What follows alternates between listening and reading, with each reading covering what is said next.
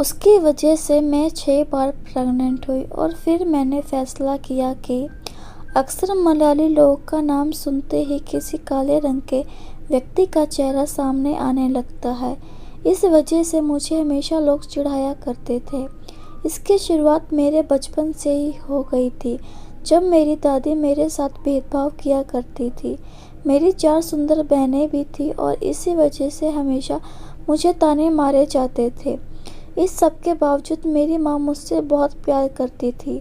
मेरे रंग को लेकर चिढ़ाने की वजह से मुझमें आत्मविश्वास की बहुत कमी होने लग गई थी और अब ये साफ तौर पर मेरे व्यवहार में भी दिखने लगा था। दूसरों से बात करने में मैं झिझकिचाने लगी थी। फिर एक शादी में मेरी मुलाकात राजू से हुई। वो मेरा फैमिली फ्रेंड था और हम दोनों एक ही कॉलेज में पढ़ते थे।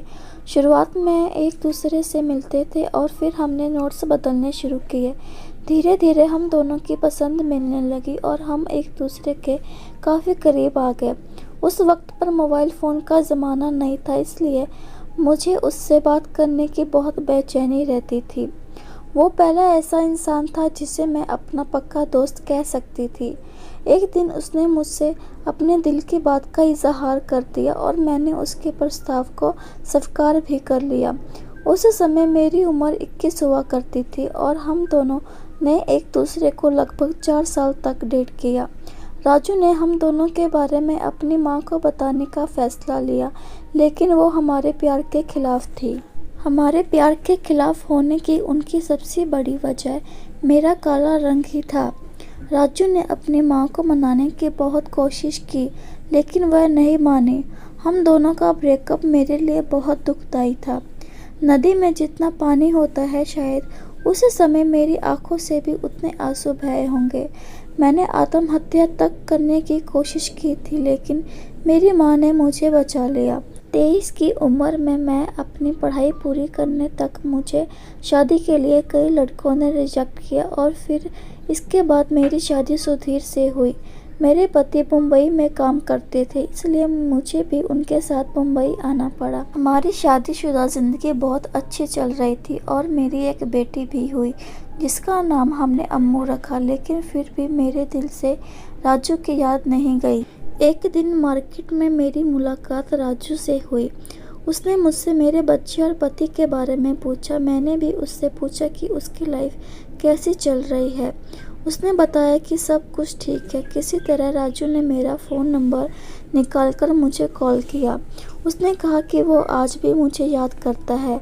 मैंने उसे कहा कि अब मैं सिर्फ सुधीर से प्यार करती हूँ और अपनी ज़िंदगी में खुश हूँ। उसके कुछ कहने से पहले ही मैंने फ़ोन रख दिया। इसके बाद रोज़ाना की तुलना में उस दिन सुधीर घर जल्दी आ गए थे और उन्होंने मुझ पर चिल्लाना शुरू कर दिया। उन्हें शादी के बाद राजू के साथ मेरे रिलेशनशिप के बारे में पता चल गया था। जिसे वो एक सीधी सादी लड़की समझते थे, वो अब उन्हें धोखेबाज लगने लगी थी। उस वक्त मेरी सास भी वहीं थी और वो भी इस सब से बहुत दुखी हुई। मेरे माता पिता ने भी सुधीर को समझाने की बहुत कोशिश की, लेकिन वह नहीं माने। मैंने उनसे एक बार हमारी बेटी के बारे में सोचने के लिए भीख तक मांगी, लेकिन वह अपने फैसले पर अड़े रहे। आखिर में हमारा तलाक हो गया और वह मेरी बच्ची को भी अपने साथ ले गए। उस वक्त राजू मेरी ज़िंदगी में वापस आया और मेरे परिवार से शादी के लिए मेरा हाथ मांगा। तब उसका भी तलाक हो चुका था। मैं उससे नफ़रत करती थी और चाहती थी वह मुझे अकेला छोड़ दे। उसकी वजह से मेरी पूरी दुनिया उजड़ गई थी। वहीं दूसरी ओर मेरी माँ उससे शादी करने के लिए मुझ पर दबाव बनाने लगी। उन्होंने मुझे अपनी 4 बहनों की खातिर राजू से शादी करने के लिए मजबूर कर दिया।